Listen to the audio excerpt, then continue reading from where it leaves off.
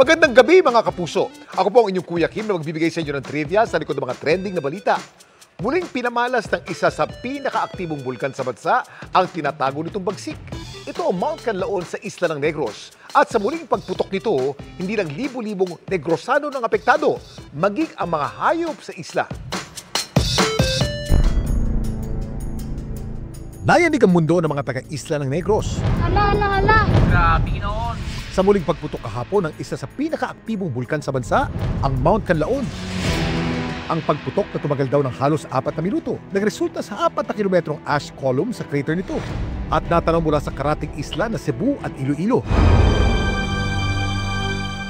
Kuya Kim, kailan nga ba naitala ang unang pagputok ng Mount Canlaon? Kuya Kim, ano na? Ang Mount Canlaon na nakatindig sa isla ng Negros sa Visayas, ang ikatlo sa pinakaaktibong bulkan sa Pilipinas, sunod sa Mayon sa Bicol at Taal sa Batangas. Ang pinakaunang pagputok nito naitala noong pang 1866. Mula noon nakapagtala ito ng mahihinang erupsyon. Pero isa sa pinakamalagim na pagputok nito ay noong August 10, 1996, kung saan nataong may mga hikers tuktok nang sumabog ito. 3 sa mga ito ang binawian ng buhay. Sa muling pagputok ng Canlaon kahapon, mahigit 80,000 residente ang kailangan lumikas. Pero hindi lang taga-Negros ang apektado ng kalamidad na ito, maging ang mga hayop na nakatira sa isla.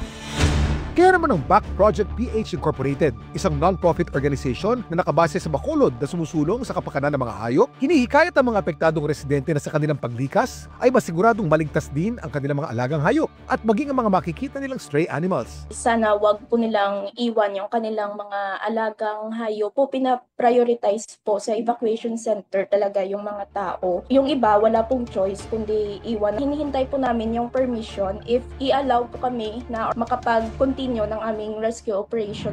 Paano ba natin may papadama sa mga hayop sa ating paligid ang ating malasakit sa oras ng sakuna?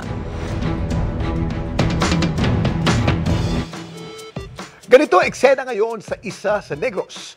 Pero ang mga bayan sa palibot ng isla, balot ngayon ng abo. Delikado ito hindi lang para sa ating mga tao, kundi para sa mga alaga nating hayop. Para masiguradong ligtas ang ating mga alaga, ayon sa Back Project PH, dalhin dapat sila sa loob ng ating mga tahanan. Ang mga farm animals naman, dapat ipasok din sa mga shelter at siguraduhin meron silang pagkain at malinis na tubig. Kung may makita naman kayo mga stray animals, tulungan nyo sila kung maaari o di kaya tumawag sa mga rescue group para sila ay masaklolohan. Samantala, para malaman ng trivia sa likod ng viral na balita, i-post o i-comment lang #Kuya Kim. Ano na? Laging tandaan, kimportante ang may alam.